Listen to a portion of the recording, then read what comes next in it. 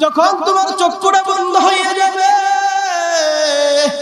এরপরে এত তোমার আপনজন, আজকে রাত্রে যদি তোমার মৃত্যু হইয়া যায়, 10 তলার মালিক তুমি, ওই 10 তলার উপরে ঘুমিয়ে রইছো, হঠাৎ করে তোমার মৃত্যু হইয়া গেল, তোমার পাশে শোয়া তোমার স্ত্রী তখন টের পাইলো তুমি আর দুনিয়ার মধ্যে নাই।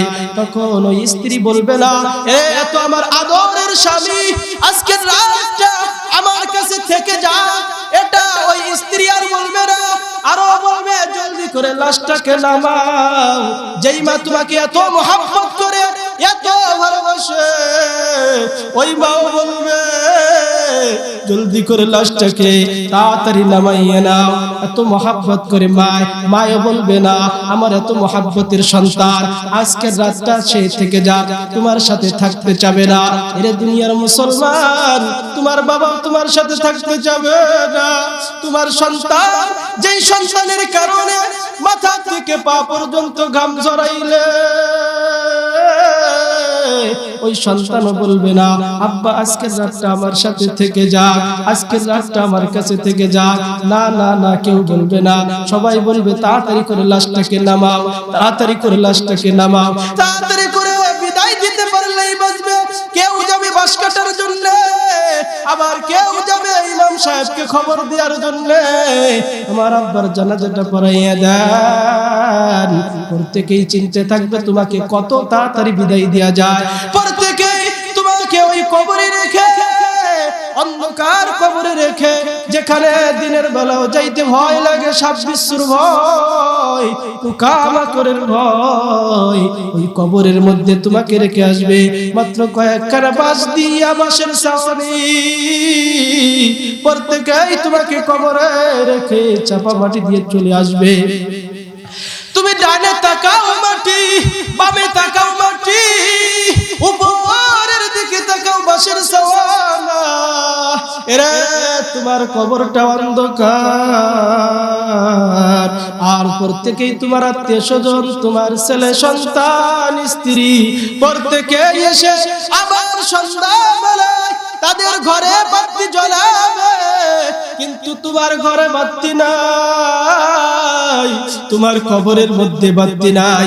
এরে তোমার কবরের মধ্যে বাতির ব্যবস্থা নাই, আলোর কেন ব্যবস্থা নাই? বান্দা, তোমার 1 ঘন্টা 2 ঘন্টা অন্ধকারে থাকতে দুনিয়ায় ভালো লাগে না, ভয় লাগে। আর বছরকে বছর একবার যাবার ফেরার কোনো কায়দা নাই। কে তোমাকে ওখানে আলো দিবে? কে তোমাকে ওখানে বাতাস দিবে? এই যে গরমের দিন আসছে, এই গরমের দিনে কে তোমাকে ফ্যান সেট করে দিবে কবরের মধ্যে? একটু গরম হইলে ফ্যানের বাতাস ছাড়া তোমার ভালো লাগে না, একটু গরম হইলে তোমার এসি ছাড়া ভালো লাগে না। আর ওই কবরের মধ্যে কে তোমাকে এসি ফিট করে দিবে? বান্দাকে একটু চিন্তা করো, কবরের চিন্তা কি তোমার আছে? কবরের একটু চিন্তা করো, কবরের মুরাকাবা করো।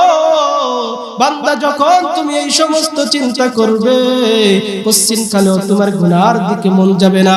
এরে বান্দা, এই জন্যই তো কবি বলেন, মিশামিশি কাটাইলাম জিন্দেগি, মিশামিশি কাটাইলাম জিন্দেগি, বুঝে শুনে না করিলাম বন্দেগি, বুঝে শুনে না করিলাম বন্দেগি। এই দুনিয়া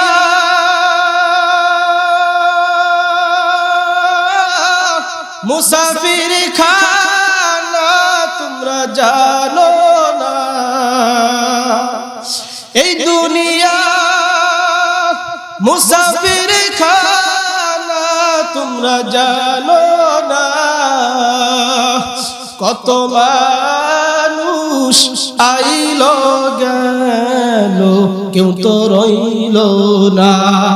কত মানুষ আইলো গেল, কেউ তো রইল না। বান্দার এই দুনিয়াটা হলো মুসাফিরখানা। বান্দা কত মানুষ আসবে যাবে, এটাই নিয়ম। বান্দা একদিনও তুমিও চলে যাবে। বান্দা কোন দিন যাবে কোনো গ্যারান্টি নাই। বান্দা যাবে তো কথা ঠিক, কিন্তু কি নিয়ে কবরে রওনা করলে? দুনিয়ায় তোমার টাকা থাকলে তোমাকে বড় লোক বলে, তোমার টাকা থাকলে তোমার সম্মান বেশি বাড়ে। এর দুনিয়ার মুসলমান, দুনিয়ায় যদি তোমার টাকা না থাকে এরপর আরেকজনের কাছ থেকে হাওলাত করে এরপর দুনিয়ায় চলতে পারো। আর ওই আখিরাতের জগতে আর হাওলাত করে চলা যাবে না। কেউ তোমার তখন কেউ সহযোগিতা করবে না, তখন কেউ তোমার সহযোগিতা করবে না।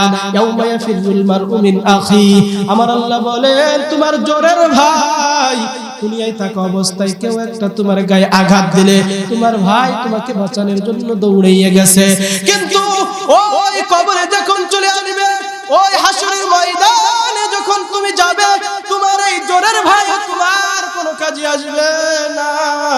তোমাকে দেখে সে পলায়ন করবে, তোমার কাছেও সে ফিরবে না। ইয়াউমা ইয়াফিরুল মারউ মিন আখি ওয়া উম্মিহি ওয়া আবি ওয়া সাহিবাতিহি ওয়া বানি লিকুল্লি ইমরিইন মিনহুম ইয়াউমা ইযিন শাআনুন ইউগনি। এরপর তোমার মাও তোমার তখন কোনো কাজে আসবে না। যেই মা তোমাকে রেখে তুমি যখন বিদেশের বাড়িতে গেছো, প্রতিনিয়তে রাত্রে বেলায় তোমার কথা মনে পড়লে চোখের পানি ফেলাইয়া ফেলাইয়া, চোখের পানি ফেলাইতে ফেলাইতে বালিশটা ভিজে গেছে, ওই মাও কাল কিয়ামতের দিন তোমার কাজে আসবে না।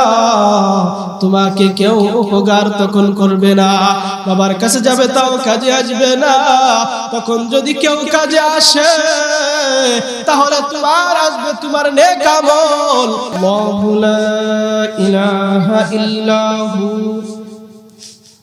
আল্লাহ তাআলা তার নিজের পরিচয় তার কালামে পাকের মধ্যে তুলে ধরেছেন। যখন কাফের বেঈমানেরা আমার নবীকে জিজ্ঞাসা করলেন, আমার নবী যখন মক্কার অলিতে গলিতে ঘুরে ঘুরে যখন এক কালেমার দাওয়াত দেয়া শুরু করলেন, একমাত্র আল্লাহ তাআলার দাওয়াত দেয়া যখন শুরু করলেন, আমার নবী মক্কার অলিতে গলিতে ঘুরে ঘুরে কাফের বেঈমানদেরকে ডেকে ডেকে বলেন, এরে কাফেরেরা, তোমরা যে 360টা মূর্তি বানায়া এই 360টা মূর্তির তোমরা পূজা করো, এই তোমাদের এই 360টা মূর্তি তোমাদেরকে কিছুই দিতে পারে না। এরা তোমাদের কোনো চাহিদা পূরণ করতে পারবে না। যে তোমার চাহিদা পূরণ করতে পারবে তার পরিচয় তোমাদেরকে দিয়ে যায়, তোমরা মেনে নাও। আমার নবী বললেন, তোমরা এক আল্লাহকে মেনে নাও।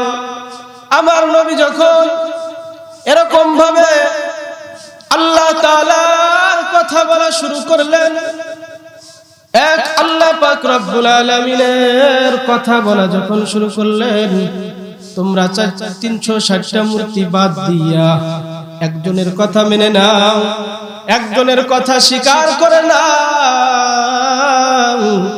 এরকম ভাবে যখন আমার নবী তাদেরকে দাওয়াত দেয়া শুরু করলেন, তারা বলল, হে মুহাম্মদ, আমরা 360টা মূর্তি বানাইছি, আমাদেরকে 360টা মূর্তি আমাদের চাহিদা পূরণ করতে পারে না। আর তুমি মাত্র একজন খোদার দাবিদার নিয়ে আমাদের সামনে দাঁড়াইছো। যদি এর চাইতে আমাদের 360টার চাইতে যদি বেশি বলতে, তাহলে আমরা বিবেচনা করে দেখতাম, তাহলে তোমার খোদার অনুসারী হইতে চাইতাম। আমরা এত মূর্তি বানাইলাম, আমরা এত মূর্তি বানাইলাম, এরপরও আমাদের চাহিদা মূর্তিতে পূরণ করতে পারে না। আর তুমি মাত্র একজনের কথা বলো। এর মুহাম্মদ, তুমি মনে হয় পাগল হয়ে গেছো, তুমি মনে হয় পাগল হয়ে গেছো। যদি পাগলই না হবে আমাদের এত মূর্তি থাকা সত্ত্বেও আমাদের চাহিদাগুলো ঠিক মতো পূরণ হয় না, আর তুমি মাত্র একজনের কথা নিয়ে আসছো। তোমার খোদা কিরকম? আমাদের খোদারে তো আমরা খাবার দেই। এরকম ভাবে এরা প্রশ্ন করা শুরু করলো। আমাদের খোদা তো এরকম ভাবে আমরা নিজের হাত দিয়ে বানাইছি। তোমার খোদার আওলাদ আছে কিনা? তোমার খোদার পরিবার আছে কিনা? সে কোথা থেকে আসলো? তার বংশ পরিচয় আছে কিনা? এরকম ভাবে বলা বলি শুরু করলো কাফের বেঈমানেরা। কিন্তু আমার নবী তো গায়েব জানেন না, আমার খোদার কথা কেমনে তুলে ধরবেন? আমার নবী তখন চিন্তা করলেন, টেনশনে পড়ে গেলেন। আমার আল্লাহ পাক রব্বুল আলামিন এই কাফেরদের জবাব দেওয়ার জন্য আমার আল্লাহ জিবরাইল আলাইহিস সালাতু ওয়াস সালামকে ডাক দিয়ে বলেন, এরে জিবরাইল, জলদি করে যাও আমার হাবিবের কাছে। আমার পরিচয় কাফের বেঈমানেরা চাই। আমার আল্লাহ পাক রব্বুল আলামিন কাফেরদের মুখের উপর জবাব দেওয়ার জন্য আমার আল্লাহ পাক রব্বুল আলামিন কমপ্লিট একটা সূরা নাযিল করে দিলেন। সুবহানাল্লাহ, কমপ্লিট একটা সূরা নাযিল করে দিলেন। কুল হুয়াল্লাহু আহাদ আল্লাহুস সামাদ লাম ইয়ালিদ ওয়া লাম ইউলাদ ওয়া লাম ইয়াকুল লাহু কুফুয়ান আহাদ। কুল হুয়াল্লাহু আহাদ, আমার আল্লাহ হলেন এক, ওয়াহিদ শব্দের অর্থ এক। কাফেরদেরকে এই আয়াত পড়ে পড়ে আমার নবী শুনাইয়া দিলেন, এরা কাফেররা, তোমরা জিজ্ঞাসা করেছিলে আমার খোদার ব্যাপারে। আমার খোদা তার নামে কমপ্লিট একটা সূরা নাযিল করে দিয়েছেন। কুল হুয়াল্লাহু আহাদ, আমার আল্লাহ এক, আল্লাহুস সামাদ লাম ইয়ালিদ ওয়া লাম ইউলাদ। আমার আল্লাহ কারো জন্ম দেন নাই, কারো থেকে জন্ম নেন নাই। ওয়ালাম ইয়াকুল লাহু কুফুয়ান আহাদ, তিনি কারো কাছে সমকক্ষ নয়, বরং সকলেই তার কাছে মুখাপেক্ষী, তার দিকে অগ্রসর। এরে দুনিয়ার মুসলমান, এরকম করে করে যখন আমার নবী এদেরকে দাওয়াত দিলেন, সূরা শুনাইয়ে দিলেন, এরপরে তারা বলল, এরে মুহাম্মদ, তোমার আল্লাহর শক্তি কেমন? তখন তোমার আল্লাহ খায় কি খায় না, এই সমস্ত বিষয় যখন বলা শুরু করলেন, আল্লাহ পাক রব্বুল আলামিন অন্য আয়াতের মধ্যে জানাইয়া দিলেন, আল্লাহু লা ইলাহা ইল্লাহু আল হাইয়ুল কাইয়্যুম।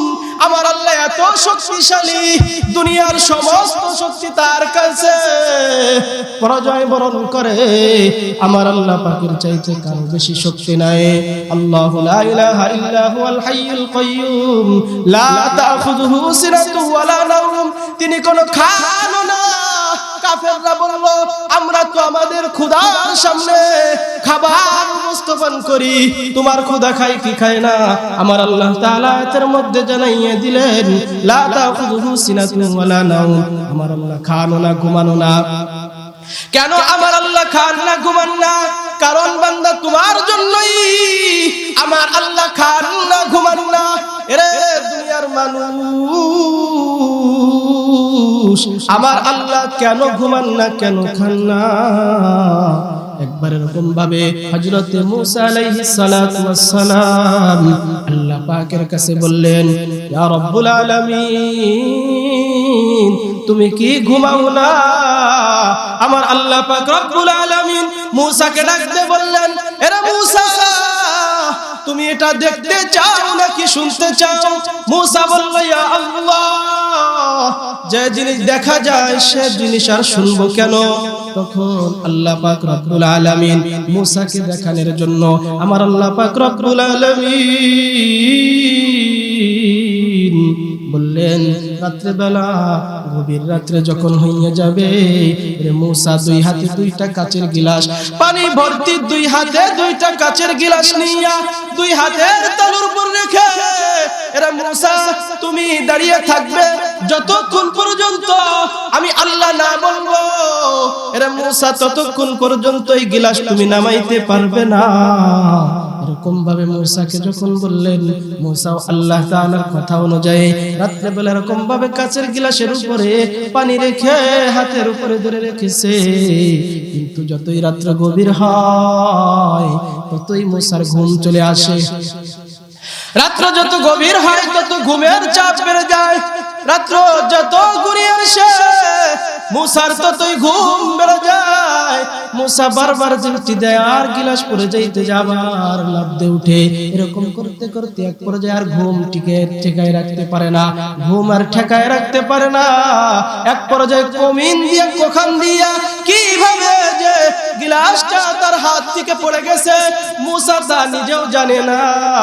আমার আল্লাহ পাক রব্বুল আলামিন এবার মূসাকে ডাক দিয়ে বলে, রে মূসা, মাত্র তোমাকে 2টা গিলাসকে সংরক্ষণ করার জন্য বলেছিলাম, আর তুমি এই 2টা গিলাসে এক রাত্র মাত্র রাখতে পারলে না।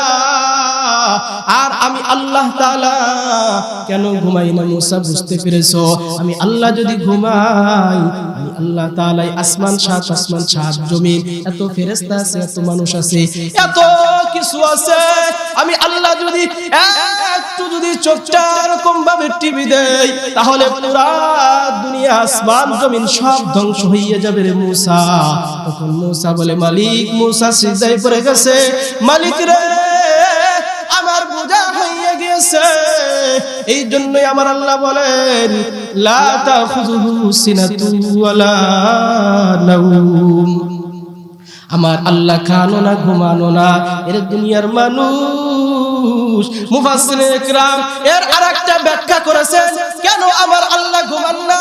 কারণ বান্দা তুমি গুনাহ করতে করতে তোমার অন্তরটা কালা বানাইয়া ফেলাইছো, তোমার অন্তরটা কালা হয়ে গেছে। গুনাহ করতে করতে তোমার কলবের মধ্যে কালো দাগ পড়ে গেছে। বান্দা তুমি বড় অপরাধী হয়ে গেছো। আল্লাহ তাআলার হুকুম তুমি মানো নাই। এরকম ভাবে আল্লাহ বলছেন, বান্দা 5 ওয়াক্ত নামাজ আদায় করো। বান্দা তুমি 5 ওয়াক্ত নামাজ আদায় করো নাই, দুনিয়ার রং তামাশায় মেতে গেছো। কিন্তু হঠাৎ একদিন এরকম ভাবে বয়ানের স্টেজে শুই না যুবক চিন্তা করলো, আমি তো বড় অপরাধী, আমার মৃত্যুর পর আমার কি অবস্থা হবে? ঘুমের ঘরে যদি আমার মৃত্যুটা হয়ে যায় তখন আমার অবস্থাটা কিরকম হবে? এরকম ভাবে যুবক যদি রাত্রে বেলা ঘুমাইতে গেছে, বালিশের সাথে মাথাটা লাগাইছে, আর রাত্রবেলা চিন্তা করে ওয়াজ শুনে যাওয়ার পর রাত্রেবেলা এবার বালিশের সাথে মাথাটা লাগায়া এবার যুবক চিন্তা করে, হুজুর তো বলল আমার যখন মৃত্যু হয়ে যাবে গুনাহগারের সামনে বিশাল ভয়ঙ্কর আকৃতি নিবে। আজরাইল আলাইহিস সালাতু ওয়াস সালাম যখন গুনাহগার বান্দার জান কবজ করার জন্য আসবেন, আর এক হাত থাকবে মাগরিবে, আর এক হাত থাকবে মাশরিকে। পুরা দুনিয়া জুড়ে তার শরীরের মধ্যে বড় বড় লোম, আর প্রত্যেকটা লোমের গোড়া দিয়া আগুনের ফুলকি বের হইতে থাকবে। প্রত্যেকের লোমের গোড়া দিয়ে আগুনের ফুলকি বের হইতে থাকবে। আর আজরাইল আলাইহিস সালাতু ওয়াস সালামের 70 পাটি দাঁত ওই গুনাহগারের সামনে ভিসকি দিবে। ভিসকি দেওয়ার সঙ্গে সঙ্গে গুনাহগারের রূহটা ছটফট করতে থাকবে। 360টা মাকামের মধ্যে দৌড়াইতে থাকবে, 360টা মাকামের মধ্যে দৌড়াইতে থাকবে, পালানোর জন্য দৌড়াইতে থাকবে। কিন্তু পালানোর তো কোনো কায়দা নাই। এক পর্যায়ে হযরতে আজরাইল আলাইহিস সালাতু ওয়াস সালাম খফাত করে ওই গুনাহগারের জানটা টান দিয়ে বের করে নিয়ে আসবে। টান দিয়ে যখন গুনাহগারের জানটা যখন টান দিয়ে বের করে আনবে, কিতাবের মধ্যে লেখা হয় যখন রূহটা টান দিয়ে বের করে আনবে, আনার সাথে সাথে তার কলিজা ছিঁড়ে চলে আসবে। এই সমস্ত ওয়াজ শোনার পর যুবক যখন যেই কথা বোঝানোর জন্য এই কথা বললাম, এরে দুনিয়ার মানুষ, আমার আল্লাহ কেন ঘুমান না?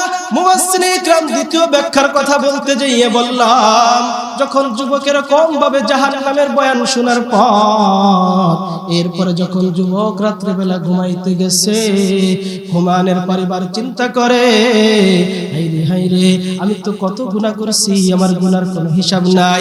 যেদিকেই তাকাই সেদিকেই গুনাহ, ডানের দিকে তাকাইলে গুনাহ, বাম হাতের দিকে তাকাইলে গুনার কারণে আমার বাম হাতটাও নাপাক, গুনার কারণে আমার পা নাপাক, জিহ্বা নাপাক, জবান নাপাক, সবই তো আমার গুনায় জর্জরিত হয়ে গেছে, আমার গুনার তো কোনো পারাপার নাই। এই সমস্ত যখন যুবক বাবা চিন্তা শুরু করছে, গভীর রাতে মওলার কথা স্মরণ হইছে। এবার যুবক চিন্তা করলো, এত জগৎ গুনার দিকে দৌড়াইছি, নামাজ না পড়া অন্য দিকে দৌড়াইছি, রোজা না রাখা, রোজার দিনেও আমি বিড়ি সিগারেট খাবার দাবার কোনোটাই বাদ দেই নাই, এরকম ভাবে যুবক সব কিছু করছি। এই সমস্ত জিনিস যখন যুবক ভাবতেছে, কাঁদতেছে, আর মনে করলো এখন একটু আল্লাহর কাছে মাফ চাই। গভীর রাত্রে যুবকের মনে চাইছে আল্লাহকে একটা আল্লাহ বলে ডাক দিবে। এই চিন্তাধারা যুবকের মধ্যে আসছে। আসার পর এবার যুবক চিন্তা করলো আল্লাহকে একটা আল্লাহ বলে ডাক দেয়। ওই সময় যদি যুবক আল্লাহকে আল্লাহ বলে ডাক দেয়, মুফাসসিরিনে ইকরাম বলে আল্লাহ যদি ঘুমাইতো তাহলে ওই যুবকের অবস্থাটা কি হইতো? এই যুবকের চিন্তা কইরা, মানুষের চিন্তা কইরা আমার আল্লাহ ঘুমান না। আমার আল্লাহ পাক রব্বুল আলামিন বলেন, ওই গভীর রাতে যদি আমাকে মালিক বলে ডাক দাও, আল্লাহ বলে ডাক দাও, তখন যদি আমি আল্লাহ সাড়া না দেই, তাহলে যুবক তোমার কথা কে সাড়া দিবে? কে তোমার কথা সাড়া দিবে?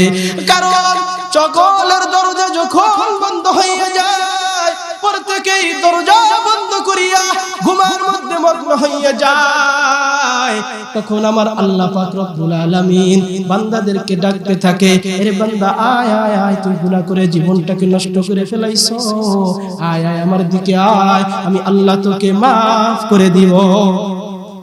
এরে দুনিয়ার মুসলমান, এরে আল্লাহর গোলাম, এই জন্যই আমার আল্লাহ বলেন লা তাখুযুহু সিনাতু ওয়ালা নাওম, নিদ্রা নাই, কোনো তন্দ্রা নাই।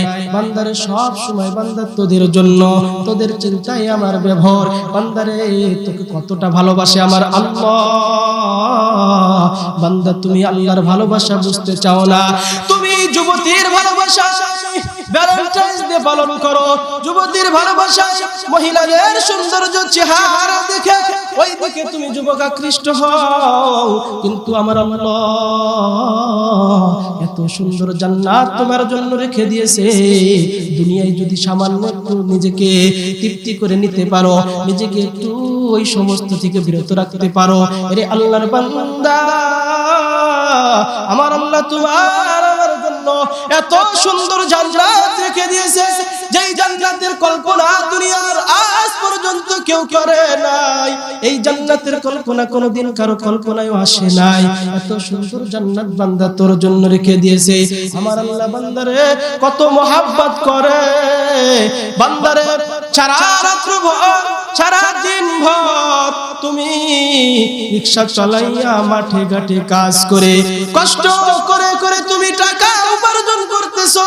এখন একটু রাত্রে বেলা রেস্টে যাবা, গরমের দিন মশার যন্ত্রণায় ঘুমাইতে পারো না। এরে যুবক একটুবার চিন্তা করছো, মশার থেকে বাঁচার জন্য মশারি টানাও, কিন্তু যে এত চলাফেরা করো, নাকের মধ্যে ছিদ্র থাকে, এই নাক দিয়ে কোনোদিনও মশা আজ পর্যন্ত ঢুকলো না। সব সময় ছিদ্রটা ওপেন খোলা, মশার সামান্য ছিদ্র দিয়ে এরপর মশা ঢুকে যাইতে চায়, আর নাকের মধ্যে এত বড় একটা ছিদ্র রয়েছে, আজ পর্যন্ত মশা নাকের মধ্যে দিয়ে ঢুকলো না। এটা আমার একমাত্র আল্লাহ তাআলার কুদরত। এরে বান্দা, আমার আল্লাহ বলে, ওরে ফেরেশতারা, আমার বান্দা সারা দিন কষ্ট করার পর এখন একটু আরামের বিছনায় গেছে, আরামের ঘুম ঘুমাবে। রে মশায় যেন তাকে ডিস্টার্ব না করতে পারে, মশায় যেন তাকে ডিস্টার্ব না করতে পারে। এই জন্য আমার আল্লাহ ওই বান্দাকে সংরক্ষণ করার জন্য নাকের কাছে ফেরেশতা সেট করে দিল। নাকের কাছে ফেরেশতা সেট করে বলে, রে ফেরেশতারা নাকের কাছে বাতাস কর, নাক দিয়ে যেন মশা না ঢুকতে পারে। বান্দার ব্রেনের মধ্যে মশা ঢুকে গেলে বান্দার ব্রেনের ক্ষতি হয়ে যাবে। আমার বান্দা সারা দিন ভর কষ্ট করছে, পরিশ্রম করছে, এখন একটু আরামের ঘুম ঘুমাইছে, মশায় যেন ডিস্টার্ব না করতে পারে। আমার আল্লাহ পাক রব্বুল আলামিন বান্দাকে এত মহব্বত করেন। আরে বান্দা, এই দিকে তাকাইয়া হলেও তো আল্লাহর দিকে ফিরে আসতে পারো। আমার আল্লাহ কত মহব্বত করেন জানো না? বান্দার এত নাফরমানি করার পর 5 ওয়াক্ত নামাজে আমার আল্লাহ ডাকে, হাইয়া আলাস সালাহ হাইয়া আলাল ফালাহ, আইরে বান্দা কল্যাণের দিকে আয়, আইরে বান্দা কল্যাণের দিকে আয়, নামাজি তোর জন্য কল্যাণ। বান্দা তারপর তুমি নামাজ পড়তে চাও না, আল্লাহর ডাকে তুমি সাড়া দাও না। আল্লাহু আকবার বলে মুয়াজ্জিন ডাক দেয়। আল্লাহু আকবার শব্দের অর্থ কি বান্দা জানো? আল্লাহু আকবার হলো আল্লাহ সবচেয়ে বড়, তোমার কাজ তোমার সবচেয়ে বড় না। তুমি আল্লাহ বললেন আল্লাহ সবচেয়ে বড়, আল্লাহর ডাকে আসো, কিন্তু বান্দা না না, তখন তুমি কাজের মধ্যে প্রাধান্য বেশি দিলে, তুমি বুঝাইলে আমার কাজটাই আল্লাহর চাইতে বড় হয়ে গেল। এ দুনিয়ার মুসলমান, আমার আল্লাহ এরপরও বান্দা তোর রিজিক বন্ধ করে দেন নাই, এরপরও কত কিছু হয়ে যায়, এরপরও তোকে জমিনের মধ্যে ধইসে দেন নাই। জমিন আল্লাহর কাছে ডাক দিয়ে বলে, ওগো আল্লাহ, এই জমিনের মধ্যে, এই গুনাহগার জমিনের মধ্যে চলে, তুমি হুকুম দাও জমিনের মধ্যে আমি ধইসে দেই। আমার আল্লাহ বলেন না না না না, জমিনের মধ্যে ধইসে দিস না। আমার বান্দা এক সময় বুঝবে, তখন আর এরকম উল্টা পাল্টা কাজ করবে না। আমার আল্লাহ নিষেধ করে জমিনকে, এর জমিন ধইসে দিস না, কারণ আমার বান্দাকে আমি বড় মায়া করে বানাইছি, ফেরেশতাদের সাথে টক্কর দিয়ে তোমাকে বানাইছে, আমাকে বানাইছে।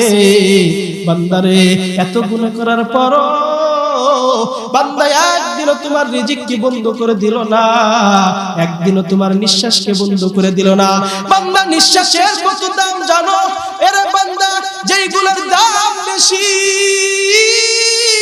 আমার আল্লাহ ওই সমস্ত জিনিস বান্দা তোর জন্য ফ্রি করে দিয়েছে।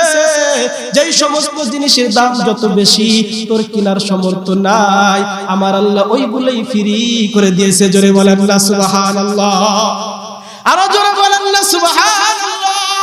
এরে দুনিয়ার মানুষ, আমার আল্লাহ পাক কত মহব্বত করে তোমাকে, তুমি জানো না? যেই জিনিসের দাম বেশি, আমার আল্লাহ ওইগুলোকেই তত ফ্রি করে দিলেন। বান্দা, পানির যত দাম, পানির যত প্রয়োজন, আমার আল্লাহ পানি সব জায়গায় বানাইয়ে দিলেন। কল গাড়লেই পানি পাওয়া যায়। বান্দা যেরকম পাবে, তেলের কিছুদিন আগে দাম বাড়ার কারণে কত মানুষ আন্দোলন করেছে তেলের দাম কমানোর জন্য, কত মানুষ এই তেলের দাম বাড়ানোর কারণে খাওয়া পায় না। আরে বান্দা, তেল কিন্তু সব সময় লাগে না, তেল শুধু রান্নার করার জন্য লাগে। আরে বান্দা, পানি সব সময় লাগে। এই পানির যদি দাম দেয়া লাগতো, বান্দা গরিব মানুষ না খাইয়ে কবি মারা যাইতো। কথা বলেন ঠিক কিনা? এরে দুনিয়ার মানুষ, কিন্তু আমার আল্লাহ এই পানিকে ফ্রি করে দিলেন। যেখানেই কলগারো সেখানেই পানি পাওয়া যায়। রে দুনিয়ার মুসলমান, এরপর আল্লাহর দিকে ফিরে আসো না, আল্লাহর দিকে ফিরে আসো। আজ তোমাকে আল্লাহ বারবার বলে, বান্দা আয় আয় আয়, আমার দিকে ফিরে আয়। বান্দা, এরপর আল্লাহর দিকে ফিরে আসো না। একটা সময় হবে তুমি শুধু মাওলাকে ডাকবে, কিন্তু মাওলা তোমার ডাকে সাড়া দিবে না। এরে দুনিয়ার মানুষ, আমার আল্লাহ পাক রব্বুল আলামিন এত মহব্বত করলেন। একটুবার তোমার হাতের দিকে তাকাইয়া দেখো, একটুবার তোমার পায়ের দিকে তাকাইয়া দেখো, একটুবার তোমার চোখের দিকে তাকাইয়া দেখো। বান্দা, আমার আল্লাহ তাআলার কত কুদরত তোমার এই চেহারার মধ্যে ভরা। এরে দুনিয়ার মানুষ, যার একটা চোখ নাই সে বুঝে চোখের কত দাম, যার একটা হাত নাই সে বুঝে হাতের কত দাম। আমার আল্লাহ পাক রব্বুল আলামিন এই সমস্ত জিনিস তোমাকে ফ্রি দান করে দিলেন। কোটি কোটি টাকার মালিক হইলো একটা হাত কিনতে পাওয়া যায় না, কোটি কোটি টাকার মালিক হইলো এরকম অরিজিনাল একটা পা কিনতে পাওয়া যায় না, কোটি কোটি টাকার মালিক হইলো যেই চোখটা আমার আল্লাহ দিয়েছেন, এরকম ভাবে অরিজিনাল চোখ আর পাওয়ার কায়দা নাই। এরা দুনিয়ার মুসলমান, এই দিকে তাকাইয়া হলো তো আমার আল্লাহর দিকে দিকে ফিরে আসতে পারো, একটু মনটাকে নরম করে কথাগুলো বোঝো। এই দিনের জন্য আমার নবী এত কষ্ট করে গেলেন।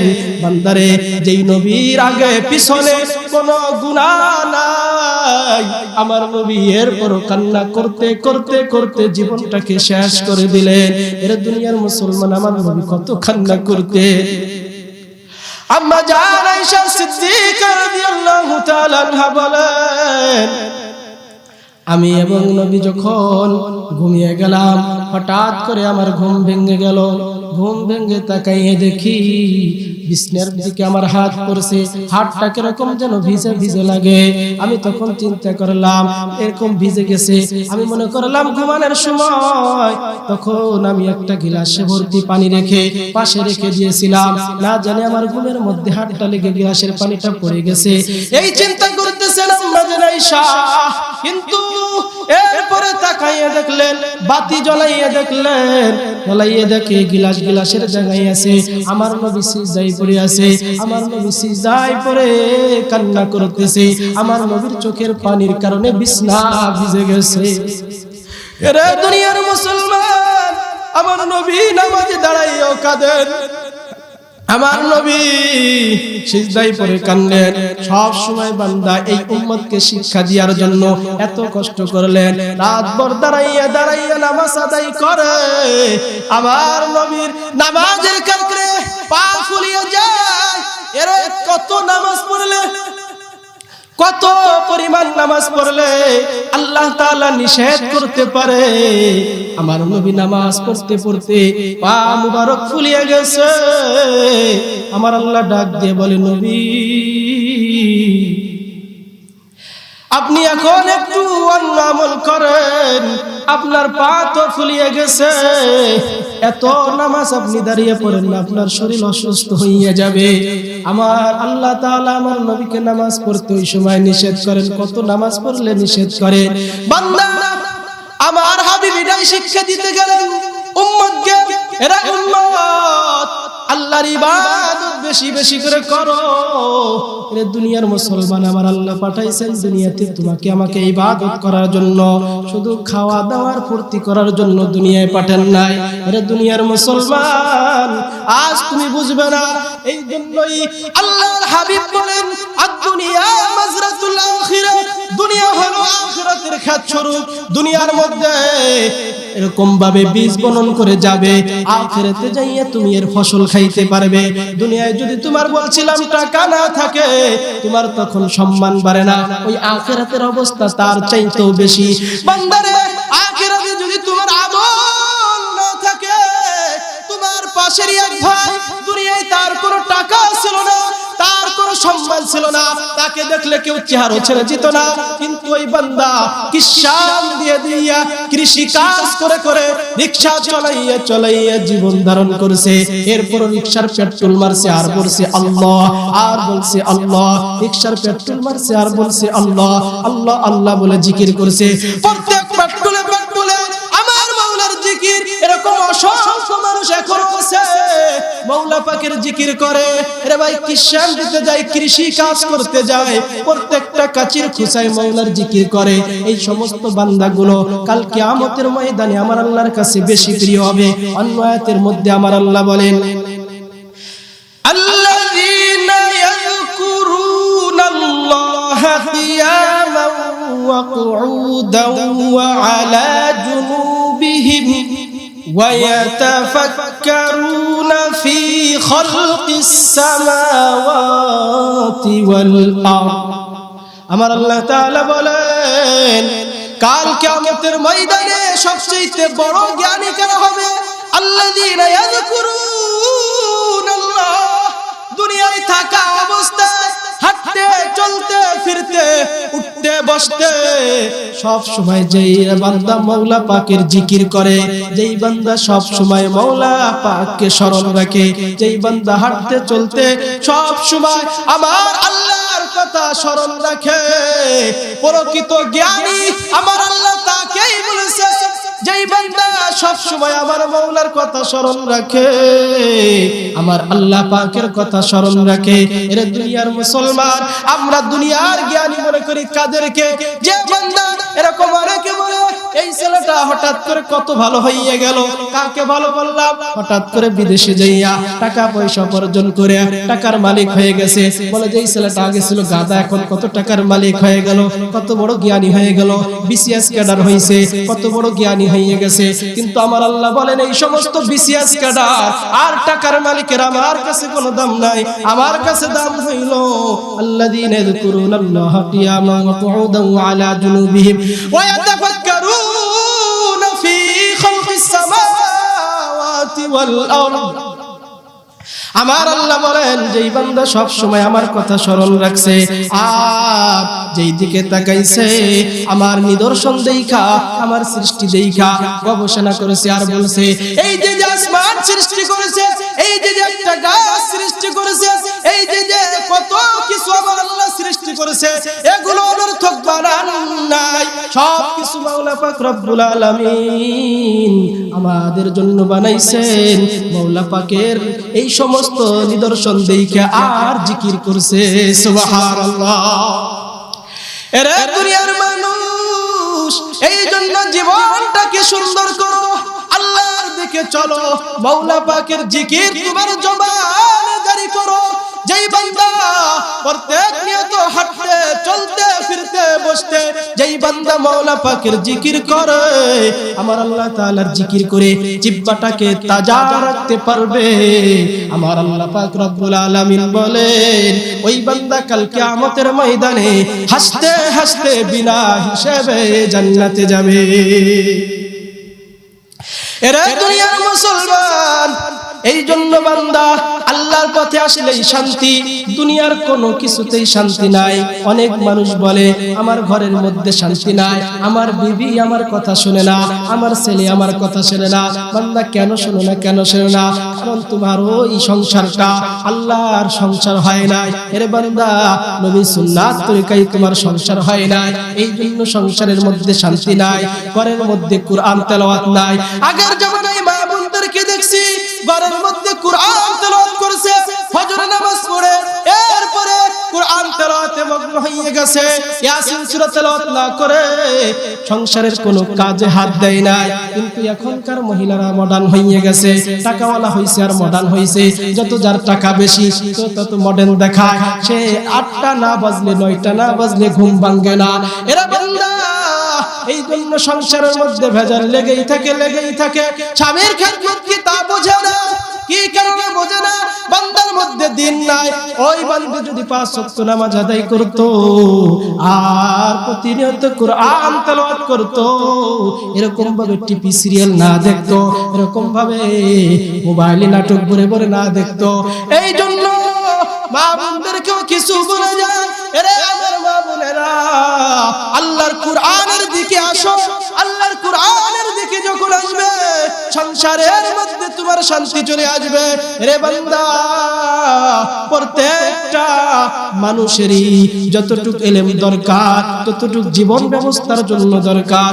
প্রত্যেকটা ইলম শিক্ষা করা তালাবুল ইলমি ফরিদাতুন আলা কুল্লি মুসলিম, কুল্লি হাল, প্রত্যেক মানুষের জন্যই ফরজ। এরে আমার মা বোনেরা, প্রত্যেকেই চিন্তা করব তোমাদের কবরে যেতে হবে। কবরের জগৎ বড় ভয়ঙ্কর, ওইখানে কেউ কারো উপকারে আসবে না। তোমার আমল তুমি করে যাও, তুমিও আল্লাহর বান্দি, তোমারও জান্নাতে যাওয়া লাগবে, তোমারও ওই কবরে যাইতে হবে। স্বামীর খেদমত করো। মহিলাদেরকে আমার আল্লাহ তাআলা সহজ করে দিয়েছে। মহিলারা যদি 4টা কাজ করতে পারে, আমার আল্লাহ পাক রব্বুল আলামিন ওই মহিলাদের জন্য জান্নাতের 8টা দরজা খুলে দিবে। যেই দরজা দিয়েছে সেই দরজা দিয়ে যাইতে পারবে। 4টা কাজ হলো, 1 নম্বরে নামাজ আদায় করতে হবে, 2 নম্বরে রোজা রাখতে হবে, 3 নম্বরে স্বামীর খেদমত করতে হবে, 4র্থ অক্ষরে পর্দার ভিতরে থাকতে হবে। এরে আমার মা বোনেরা, এই 4টা কাজ যদি তুমি করে যাইতে পারো তাহলে তোমার ঘরের মধ্যে শান্তি আসবে। এরে বান্দা, মহিলারা বোঝে না স্বামীর খেদমত কি। এরে আমার মা বোনেরা, আল্লাহর পথের দিকে আসো, কুরআনের পথের দিকে আসো। যখন বান্দা তুমি কুরআনের পথের দিকে আসবে, আমার আল্লাহ তোমার ওই সংসারের মধ্যে রহমত নাজিল করে দিবে। এই দুনিয়ার মুসলমান ইমানদার আল্লাহর গোলাম, কারণ ওই কিয়ামতের ময়দান বড় ভয়ানক। ওই ময়দানে কেউ কারো কাজে তখন আসবে না, আর আল্লাহকে তখন ডাকলেও আমার আল্লাহ তোমার কথা শুনবেন না। কারণ এখন আমার আল্লাহ ডাকতে থাকে, এখন আমার আল্লাহ তোমাকে সব সময় ডাকতে থাকে, বান্দা আয় আয় আমার পথে ফিরে আয়। কত আল্লাহর বান্দা 100টা খুন করার পরও আল্লাহর থেকে মাফ নিয়া জান্নাতে চলে গেল। এরকম এক আল্লাহর বান্দা 100টা খুন করছে। 100টা খুন করার পর এবার সে চিন্তা করলো আমি তো বড় অপরাধী, ওই কবরে গেলে আমার শাস্তির কোনো পারাপার থাকবে না, এবার কিভাবে মাফ পাওয়া যায়? একজন আলেমের কাছে জিজ্ঞাসা করলেন, হে আমার আলেম ভাই, একটু পরামর্শ দেন কিভাবে আল্লাহর থেকে মাফ নিতে পারবো। তখন ওই আলেম জানাইয়ে দিলেন, অমুক জায়গায় একজন আল্লাহর ওলি আছে, তার হাতে যাইয়া হাত ধরে তওবা করো, আমার আল্লাহ তখন মাফ করে দিবে। এবার ওই 100 খুন করে যুবক তওবার খোঁজে এবার ছুটছে, আল্লাহর ওলির দরবারে ছুটছে। যখন আল্লাহর ওলির দরবারে ছুটছে, কিন্তু যখন আল্লাহর দরবারে যাওয়া যখন ছুটছে, ওই তওবার দিকে যখন দৌড়াইছে, আল্লাহর রহমতের দিকে যখন দৌড়াইছে, কিন্তু যেই আল্লাহর ওলির কাছে যাবে, ওই আল্লাহর ওলির কাছে যাওয়ার আগেই কিছু দূর যাওয়ার পর তার মৃত্যু হইয়া গেল। মৃত্যু হওয়ার পর এবার ফেরেশতা চলে আইছে, আযাবের ফেরেশতা আসছে, আযাবের ফেরেশতা আসছে তাকে জাহান্নামে নেওয়ার জন্য, আবার জান্নাতের ফেরেশতা আইছে তাকে জান্নাতে নেওয়ার জন্য। দুই ফেরেশতার মধ্যে মারামারি লেগে গেছে, ঝগড়া ফাসাদ লেগে গেছে। আমার আল্লাহ বললেন, কি ব্যাপার ফেরেশতারা, তোমরা কেন এরকম করতেছো? বলে যে এই বান্দা, আযাবের ফেরেশতা বলে এ তো 100টা খুন করছে, এ তো জাহান্নামে যাবে, আমরা জাহান্নামের রূহ নেওয়ার জন্য আসছি। আল্লাহ বলে আবার যারা জান্নাতি ফেরেশতা আইছে তারা বলে জান্নাতীকে জান্নাতে নিয়ে যাব। এবার আযাবের ফেরেশতাদেরকে ডাকতে বলে, কি ব্যাপার, কেন সে জাহান্নামে যাবে? বলে সে তো তওবা করতে পারে না। আমার আল্লাহ বলেন, মাফ করে মাফ দাও। যদি তওবার রাস্তা যদি বেশি হয়, ওই থেকে যদি ওই আল্লাহর ওলির রাস্তা যদি বেশি হয়, তাহলে ওই আল্লাহর ওলির রাস্তা যদি বেশি হয়, তাহলে সে মাফ পাবে। আর যদি আল্লাহর ওলির রাস্তা তার থেকে কম হয়, তাহলে সে মাফ পাবে না। তখন মাফ দিল, কিন্তু আসলে কম ছিল। আমার আল্লাহ তাআলা ওই আল্লাহর ওলির রাস্তার দিকে বাড়াইয়ে দিলেন। সুবহানাল্লাহ, আমার আল্লাহ ওই যুবককে মাফ করে দিলেন।